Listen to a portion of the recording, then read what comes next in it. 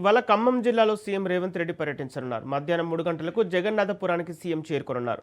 జగన్నాథపురంలో రైతు ఆశీర్వాద సభ నిర్వహించనున్నారు. రైతు భరోసా నిధులను సీఎం విడుదల చేయనున్నారు. రైతులకు పట్టాదారు పాస్ పుస్తకాలను పంపిణీ చేయనున్నారు.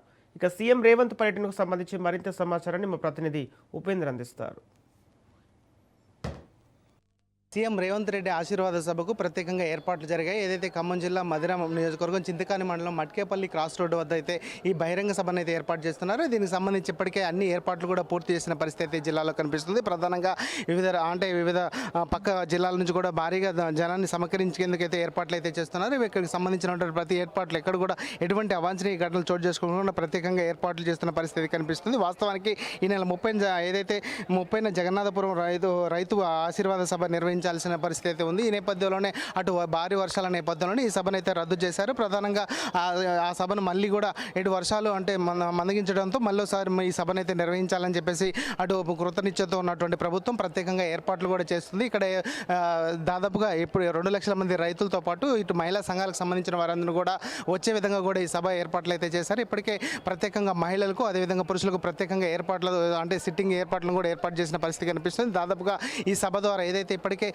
రైతు భరోసా నిధులను కూడా గత నెల ఏదైతే 28, 29వ తారీఖుతో పాటు అటు 30వ తారీఖును కూడా ఈ ఆశీర్వాద సభ నిర్వహించాలని నిర్ణయించిన నేపథ్యంలోనే మా సభ వాయిదా వేశారు. ప్రస్తుతం మాత్రం ఈ సభను మాత్రం మళ్ళీ ఏర్పాటు చేసేందుకైతే ఏర్పాట్లు అయితే కొనసాగుతున్న పరిస్థితి కనిపిస్తుంది. ప్రధానంగా ఇటు పోలీసులు, రెవెన్యూ అదేవిధంగా వివిధ శాఖలకు సంబంధించిన వారి సమన్వయంతో కూడా ఈ కార్యక్రమాన్ని అయితే ఏర్పాటు చేస్తున్న పరిస్థితి కనిపిస్తుంది. ఈ సభ ద్వారా కూడా ఏదైతే జిల్లాకు సంబంధించినటువంటి డిప్యూటీ సీఎం బట్టి విక్రమార్క అదేవిధంగా వ్యవసాయ శాఖ మంత్రి తుమ్మల నాగేశ్వరరావు ఇటు ఏదైతే రెవెన్యూ మినిస్టర్గా ఉన్నటువంటి పొంగులేటి శ్రీనివాసరెడ్డితో పాటు రాష్ట్ర మంత్రులు, ఎమ్మెల్యేలు, ఎమ్మెల్సీలు కూడా ఈ కార్యక్రమాల్లో పాల్గొనే అవకాశం ఉంది. ప్రధానంగా ఏదైతే ఈ కార్యక్రమానికి సంబంధించినటువంటి అన్ని ఏర్పాట్లు కూడా అధికారులు కూడా ఏర్పాటు చేస్తున్న పరిస్థితి కనిపిస్తుంది. ప్రస్తుతం ఎక్కడ కూడా ఇటు అంటే సభకు వచ్చేవారి వాహనాలకు ప్రత్యేకంగా 150 ఎకరాల్లో కూడా ప్రత్యేకంగా పార్కింగ్ను కూడా ఏర్పాటు చేశారు. ఈ సభా స్థలి వద్ద నుంచి కూడా అటు అంటే అయితే రైతులకు కావచ్చు అదేవిధంగా ప్రభుత్వానికి ప్రత్యేకంగా అంటే ఒక నిధులను కూడా కేటాయించే అవకాశం అయితే స్పష్టంగా కనిపిస్తుంది. ఇప్పటికే 900,000 కోట్ల రూపాయలను కూడా అటు రైతులు భరోసా కింద కూడా విడుదల చేశామని చెప్పేసి అయితే ప్రభుత్వం చెప్పుకొస్తున్న పరిస్థితి కనిపిస్తుంది. గతంలో ఎన్నడూ లేని విధంగా కొద్ది కాలంలోనే ఈ రైతు భరోసాను కూడా అన్ని రైతుల ఖాతాలో వేశామని చెప్పేసి అటు ప్రభుత్వం ప్రకటిస్తున్న నేపథ్యంలోనే ఈ ఆశీర్వాద సభ మాత్రం ప్రాధాన్యత సంతరించుకుంది. ప్రస్తుతం మాత్రం ఈ ఆశీర్వాద సభ అంటే మధ్యాహ్నం 2 గంటలకైతే ప్రారంభం అవుతుందని చెప్పేసి అయితే అధికారులు చూపిస్తున్నారు.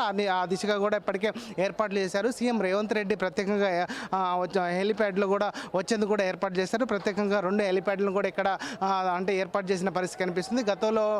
గతంతో పోల్చుకుంటే ఈసారి మాత్రం పటిష్టమైనటువంటి బందోబస్తు నడుమ మాత్రం ఈ కార్యక్రమాలు అయితే కొనసాగుతున్నాయి. గతంలో రద్దయిన కార్యక్రమాన్ని మళ్ళీ అంటే ఏర్పాటు చేయడం అటు ప్రతిపక్షాల విమర్శలను కూడా తిప్పికొట్టేందుకు ఈ సభను ఏర్పాటు చేస్తున్నామని చెప్పేసి అటు జిల్లా మంత్రులుగా ఉన్నటువంటి వారు కూడా చెప్తున్న నేపథ్యంలోనే ఈ సభ మాత్రం ప్రాధాన్యత సంతరించుకుంది. 2 గంటలకు జరిగేటువంటి ఈ ఆశీర్వాద సభకు మాత్రం అటు జర్మన్ టెక్నాలజీ ద్వారా కూడా ప్రత్యేకంగా టెంట్లను కూడా ఏర్పాటు చేశారు.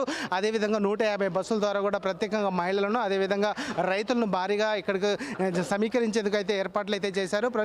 అంటే అటు వైరా, మధిర, సత్తుపల్లి, ఇటు పాలేరు నియోజకవర్గాల నుంచి వచ్చినటువంటి రైతులకు ప్రత్యేకంగా రూట్ మ్యాప్ను కూడా కేటాయించిన పరిస్థితి కనిపిస్తుంది.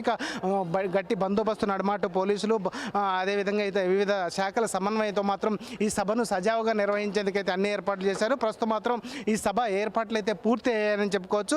ఏదైతే ఇప్పటికే ఏదైతే సభా ప్రాంగణ సమీపంలో ఏర్పాటు చేసినటువంటి ఏదైతే మెగా రైతు మేళాను కూడా ప్రత్యేకంగా ఇప్పటికే అటు డిప్యూటీ సీఎం బట్టి విక్రమార్క ప్రారంభించారు. ఆ నేపథ్యంలోనే అటు ఏదైతే రైతులకు సంబంధించినటువంటి ప్రతి కార్యక్రమాన్ని ఏదైతే ఆధునిక వ్యవసాయం కావచ్చు అదేవిధంగా నూతన విధానాలు కూడా వారికి అవగాహన కల్పిస్తున్న పరిస్థితి కనిపిస్తుంది. 2 గంటలకు మాత్రం ఈ సభ ఆశీర్వాద సభ మాత్రం అటు వర్షం అంటే వాతావరణం అనుకూలిస్తే ప్రత్యేకంగా కొనసాగుతుందని చెప్పేసి అయితే అటు అంటే కొంత ప్రజలు కూడా అంటే అనుమానం వ్యక్తం చేస్తున్న నేపథ్యంలోనే అటు అధికారులు మాత్రం బందోబస్తు నడుమ మాత్రం దీన్ని కట్టుదిట్టంగా ఏర్పాటు చేసేందుకైతే అన్ని ఏర్పాట్లు అయితే చేస్తున్న పరిస్థితి జిల్లాలో కనిపిస్తుంది.